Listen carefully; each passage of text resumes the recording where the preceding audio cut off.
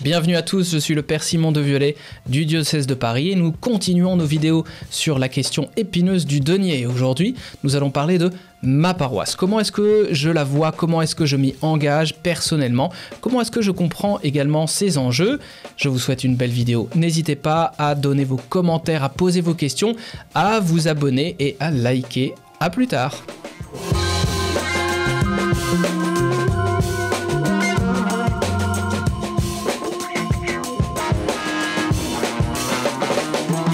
J'accueille maintenant deux invités qui sont là pour nous parler justement de leur expérience. Le thème de cette vidéo, ce sera un peu ma paroisse. Donc on va essayer d'explorer ensemble ces questions qui nous concernent tous quand on est catholique pratiquant, quand on va à la messe, quand on fréquente une communauté paroissiale, avec les prêtres, avec les laïcs, avec les bénévoles. Aujourd'hui, on va parler de cette relation, de votre relation, quelque chose de très incarné. Et je commence tout de suite par vous présenter un petit peu. Alors nous avons d'abord Hélène, qui a 29 ans. Bonjour Hélène, en reconversion professionnelle. Alors si j'ai bien compris, moi je vais dire un petit peu et puis tu n'hésiteras pas à compléter. Tu étais orthophoniste et tu as repris une licence d'histoire de l'art, ça m'intéresse ça. Tu travailles à la boutique du Sacré-Cœur de Montmartre, un lieu très visité, et tu fais partie de la chorale Gaudete de la paroisse Notre-Dame-des-Champs à Paris. Alors tu participes à l'animation musicale depuis très longtemps, depuis que tu es petite, avec différents instruments. Là je vois tu as l'air très intéressée par tout ça. Et tu es animatrice d'aumônerie. Tu fais partie de l'équipe d'organisation de l'édition 2025 de Ecclesia Cantique. Est-ce que c'est à peu près ça ? Ecclesia Cantique, c'est un rassemblement de jeunes choristes ou rattachés à une chorale ou non, qui a lieu à peu près tous les ans et demi, qui est organisé par une association nationale. Et donc, c'est un rassemblement qui a lieu à chaque fois dans une ville différente. C'est tout un week-end où on a quelques moments de formation, de prière avec la messe tous en commun, de missions aussi dans la rue ou dans des paroisses où des groupes de participants vont animer les messes. Et aussi un grand concert à la fin du week-end, où tout le monde est invité librement. Et donc, pour l'édition 2025, on attend à peu près 1500 participants. Ah oui, c'est un gros événement, quoi. Oui. Très intéressant, merci Hélène. Paul, nous sommes là pour parler aussi avec toi. Alors tu as 30 ans, tu es chef de réception en hôtellerie et tu es animateur d'aumônerie pour les 4e, 3e à Notre-Dame-des-Champs, toi aussi. Tu t'occupes apparemment des 6e depuis un an et tu es aussi en 4e année d'Even. Donc tu entres en 2e année du programme Les Bâtisseurs. Tu vas nous en dire un mot. Tu fréquentes également la paroisse Saint-Germain-des-Prés. Alors de quoi s'agit-il exactement ? Exactement, donc cette année, je viens de finir mon année 24 où j'ai été envoyé en mission par le diocèse pour être animateur d'aumônerie. C'est la première fois que j'ai exercé cette activité, mais avec beaucoup d'enthousiasme. Mais c'est notamment grâce à tout ce programme Even, École du Verbe éternel et nouveau, qui rassemble des étudiants et jeunes professionnels pour une formation à la fois spirituelle et fraternelle, avec des travaux pèlerinage. En année 24, on est beaucoup moins avec les jeunes de son âge, mais on donne de sa personne dans le cadre de cette aumônerie, donc pour les 4e, 3e.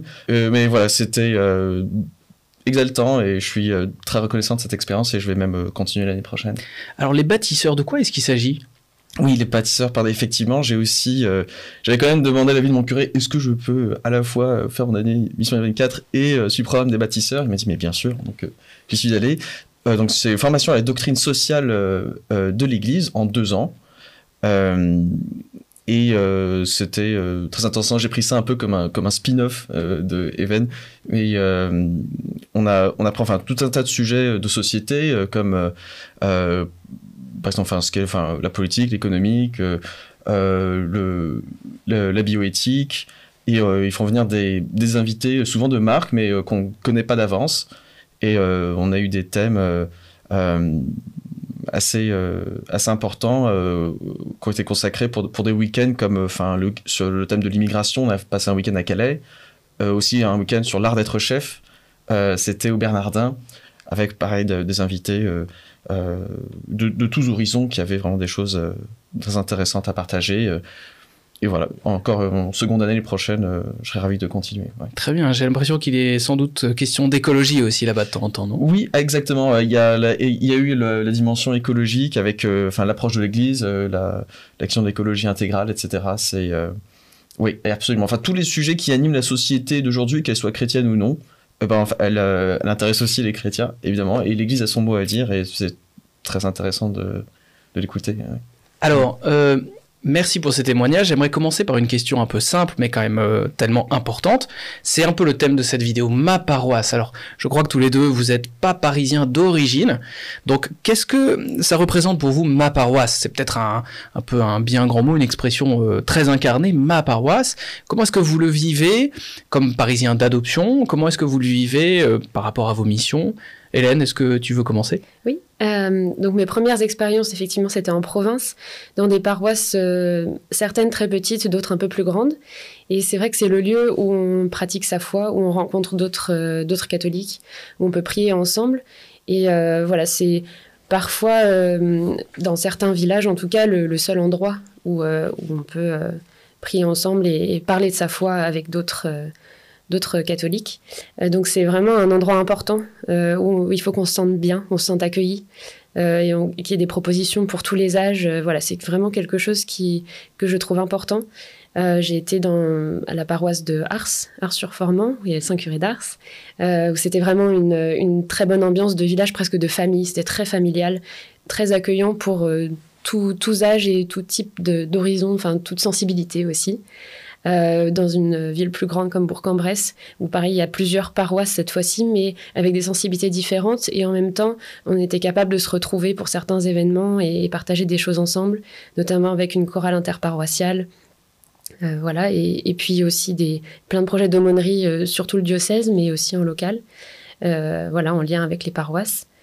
Donc voilà, c'est vraiment un endroit, je pense, où on doit se sentir accueilli, on doit bien se sentir bien pour participer à la vie de la paroisse, à la vie des catholiques de notre environnement.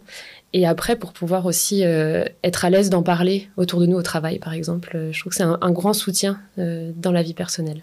Très bien. Paul, est-ce que tu as l'impression de vivre cette même réalité de l'incarnation, ce côté familial un petit peu? Est-ce que c'est ton expérience aussi? Absolument. Moi, je n'ai pas ta chance parce que je suis parisien en fait de naissance. Donc, très bien. Je n'ai pas connu d'autre, mais ça a quand même été une redécouverte aussi pour moi. Enfin, j'avais quand même passé un temps à l'étranger. J'étais revenu et puis moi, c'est vrai qu'au cours de mes études et puis un peu après, enfin. J'étais moins engagé dans l'église, et puis il y a eu le Covid qui avait frappé, là c'était vraiment presque comme une traversée du désert, mais c'était comme un appel. Pour moi, là c'est là où j'ai rejoint vraiment la paroisse de mon quartier, ou proche, mais que je connaissais pas si bien, mais où j'avais la chance d'y voir énormément de jeunes et des prêtres très dynamiques. Et là, ça a été extraordinaire. Surtout, en fait, l'effet de contraste avec le Covid, où on était très isolés. Moi, j'étais au chômage technique. Mais c'était vraiment l'occasion de se réinvestir de plein pied.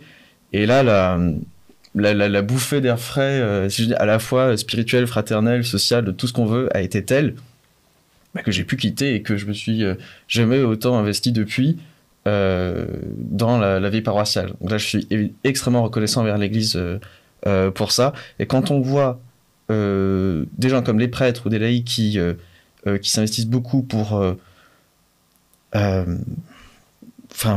donner des éléments de bonne ambiance, même de bonne vie, mais on a envie de faire de même. Très bien. C'était un peu ma question immédiate finalement. Qu'est-ce qui vous a poussé? Alors tu nous as un peu dit avec le Covid, avec cette expérience un peu traumatisante qu'on a tous traversée. Qu'est-ce qui vous a poussé à vouloir vous engager un petit peu? Est-ce que c'est le fruit d'une culture familiale? Est-ce que c'est seulement le fruit d'une culture familiale? J'ai cru comprendre que pas forcément de ton côté, Paul. Alors, si, quand même. Hein. Moi, je suis vraiment né dans une famille catholique. Et puis, ma mère a toujours été très investie, même dans le cadre de son travail. Mais c'est vrai que j'avais presque toujours été dans des écoles laïques. On va dire, où la culture dominante de mes pères n'était pas empreinte de beaucoup de catholicisme, mais j'avais toujours été à l'aumônerie. J'étais quand même content de ces expériences, mais j'ai jamais été scout. On va remarquer à un moment, j'ai quand même fait des camps de randonnée à l'eau vive à Briançon, que j'ai trouvé vraiment super.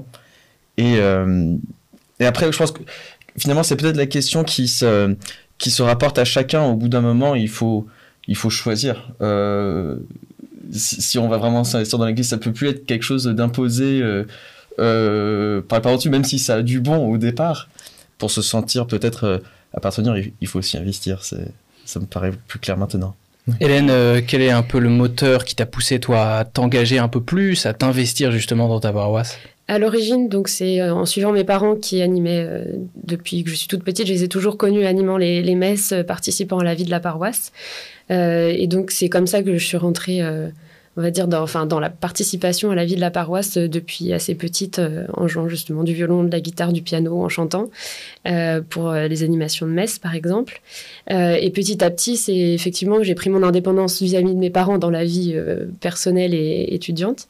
Et je me suis investie moi-même aussi dans la paroisse, notamment dans une petite ville, Châtillon-sur-Chalaronne, où j'ai pu mettre au service des autres mes talents de musicienne et former un petit peu mes coparoissiens au chant. Et donc, on a fait une toute petite chorale d'initiation pour que les personnes puissent s'investir.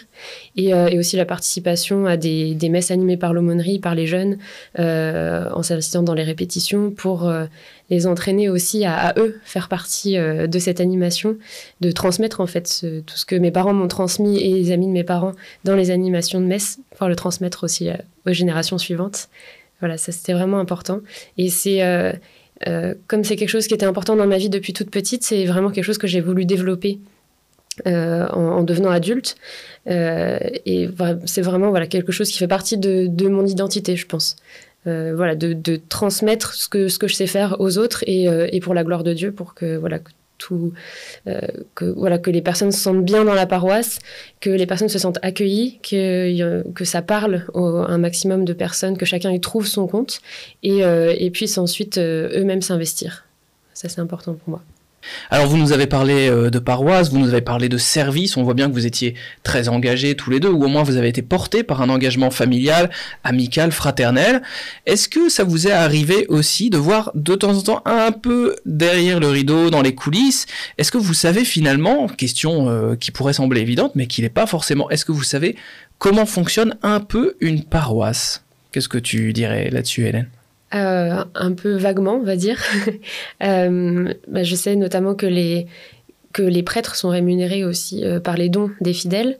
C'est aussi le cas pour tout ce qui est l'entretien de l'église ou le chauffage, etc. Si les fidèles ne sont pas là pour participer à ce financement-là, il ne peut rien se passer. Mais je pense que c'est aussi la présence et l'investissement bénévole qui permet de développer aussi le don financier. C'est-à-dire que s'il y a des propositions par les curés, les prêtres et aussi par les paroissiens, les personnes ont envie d'y participer et donc aussi de s'investir même financièrement pour que ça soit fait de la meilleure manière, avec les meilleurs moyens possibles. Les moyens techniques, par exemple, rien que le chauffage, par exemple, c'est important d'avoir des locaux qui soient à disposition. Du côté de la musique, d'avoir une sono qui est... oui, typiquement, toi qui es musicienne, je pense que tu vois très concrètement de quoi il s'agit. C'est efficace, mais juste même d'entendre la personne qui lit la lecture, par exemple, c'est quelque chose vraiment d'important. Et ça, je sais que ça coûte assez cher. Il faut des professionnels qui doivent s'en charger. Voilà. Paul, est-ce que tu as eu toi-même des occasions dans ta vie paroissiale, dans ta vie de catholique pratiquant, de comprendre justement ce fonctionnement un peu mystérieux parfois de la paroisse ? Oui, c'est vrai, j'aurais du mal à ajouter autre chose de ce que tu as dit, Hélène, si ce n'est qu'effectivement, dans le cadre cette année, par exemple, de pèlerinage, de sortie, on avait besoin de trouver aussi des financements, aussi parfois une subvention pour que et l'aumônerie et les paroissiens puissent partir en pèlerinage. On était en Pologne, c'était vraiment merveilleux, mais c'était effectivement tout un travail de rassembler tous les fonds nécessaires, et on voit que c'est vraiment le nerf de la guerre. Et pareil, effectivement, je crois que ça rejoint un peu aussi ce que tu dis. Pour ma part, c'est vrai qu'au cours des topos des prêtres, lors de mon parcours Even, il y avait certaines anecdotes sur effectivement le conseil un peu économique. On voit qu'effectivement, quand il est question de rénovation de l'église ou effectivement du chauffage, etc. Moi-même, je suis musicien aussi, je joue de la flûte traversière. On a vu que, effectivement, pour pouvoir assurer le fonctionnement, c'était important. Mais à part ça, c'est vrai que ça garde une grande part de mystère. Mais effectivement, quand j'avais appris, je pense que quelque part, j'étais vraiment censé le savoir, mais que ce soit dit, ça change quand même que, ah bah oui, en fait, les prêtres sont payés par nos dons, etc. Et quand j'ai vu à quel point les prêtres se donnaient de la peine pour nous, quand j'étais jeune professionnel et étudiant, pour moi, j'avais tellement de reconnaissance, je me dis, mais évidemment, vite, il faut leur donner. Moi, c'est vraiment parce que j'ai beaucoup reçu et ensuite que j'ai donné de ma personne que pour moi, ça devient beaucoup plus naturel de participer au denier de l'Église. Même si je me suis mis un peu tardivement, c'est vrai que j'ai attendu d'avoir mon propre travail, d'avoir des... Quand on a dit oui, c'est déductible des impôts, aussi, depuis que je dois remplir des impôts, alors non pas que je en paye beaucoup, je pense même pas que mon don soit vraiment déductible pour moi, mais maintenant, ça prend vraiment tout son sens. Ouais, je pense que vos témoignages sont intéressants pour ça, parce que on comprend en vous entendant que c'est en s'investissant dans la paroisse de sa personne. Oui. D'abord, on s'investit de sa personne, et en rentrant un peu dans cette attitude de service, on ouvre les yeux sur les réalités les plus simples et les plus évidentes. Là, vous avez parlé un peu de l'importance de l'aspect financier, justement, du côté un peu technique, le son, les micros, tout ça, c'est évidemment essentiel. Qu'est-ce que vous diriez maintenant sur l'importance que vous avez pu comprendre peut-être parce que c'est une vidéo de denier, donc il s'agit de comprendre aussi comment est-ce que ça fonctionne. Comment diriez-vous qu'il y a une importance aussi des finances pour la mission elle-même, et pas seulement l'aspect quotidien du fonctionnement d'une paroisse ou la rémunération des prêtres ou des salariés, mais vraiment pour la mission? Est-ce que vous avez pu être témoin ou comprendre par vous-même, dans la musique, dans l'évangélisation, de la nécessité en fait financière quotidienne en général? Par rapport à mon idée de conversion vraiment personnelle, c'est dans le cadre d'Evan, donc qui a pris une dimension nationale, je crois, voire plus, que moi j'ai vraiment vu la mission à l'œuvre. Et que là, ça a pris du sens. Et quand on avait dit que, effectivement, j'étais d'accord avec vous, il faut s'investir d'abord de sa personne, rendre service pour comprendre, avoir envie de donner, mais moi j'ai presque envie de dire, il y a encore quelque chose à voir, il faut savoir s'ouvrir pour être servi déjà. Parce que c'est ça, je pense, une partie du mal qui peut rouler tous avec l'individualisme exacerbé de notre époque, qui a pu avoir, c'est mon côté, mais le revers de la médaille, c'est qu'on était très isolés. Il y a un peu ce côté de non, je vais tout faire tout seul. Vraiment, au départ, en fait, il faut accepter d'être servi. Il y a une part d'humilité, ça pourrait paraître étonnant, parce qu'on dit, oui, j'aimerais bien que les autres fassent les choses pour moi. En fait, non, c'est pas si simple. Et moi, c'est parce que j'ai accepté d'être servi, et qu'ensuite aussi, j'ai eu pas que la volonté, simplement le désir de servir. Tout s'imbrique, et pour moi, c'est beaucoup plus facile de donner. Exactement, et puis en plus, servir, finalement, ça se fait d'abord par sa propre personne. On a parlé des bénévoles, on évoque les évangéliques, et la marche pour Jésus et tout ça, mais en fait, c'est très concret, et ça demande aussi des moyens. La marche pour Jésus, c'est pas gratuit, faut payer beaucoup de choses. Quand on va évangéliser sur les places à Saint-Lazare ou ailleurs, on a besoin, en fait, d'avoir des bibles miniatures, d'avoir des objets à distribuer, des chapelets, tout ça, c'est pas gratuit non plus. Simplement, quand on fait aussi une soupe populaire, quand on va s'occuper des pauvres, il faut que ce soit financé. En fait, il y a un aspect très très concret dans la mission qui est tout à fait évident, mais souvent qu'on voit pas trop parce que on a cet engagement personnel et qu'on se dit que peut-être ça peut suffire, c'est absolument essentiel, mais il faut quand même une réalité un peu tangible. Je ne sais pas si tu es d'accord, Hélène. Oui, c'est sûr. Et puis justement pour partir en mission, il faut aussi être formé soi-même. J'ai pu participer à une formation sur la liturgie. Je pense que c'est aussi un lieu de mission d'avoir une belle liturgie dans l'église qui peut attirer aussi des personnes qui sont un peu éloignées ou qui s'y retrouvaient pas trop. Toute cette formation, il faut qu'elle se fasse. Aussi les animateurs d'aumônerie, par exemple, il y a des formations à faire pour accompagner au mieux les jeunes. Avec Gaudete, on va chanter dans la rue. Il faut que aussi une paroisse nous accueille pour répéter, pourquoi pas effectivement distribuer des choses aux passants.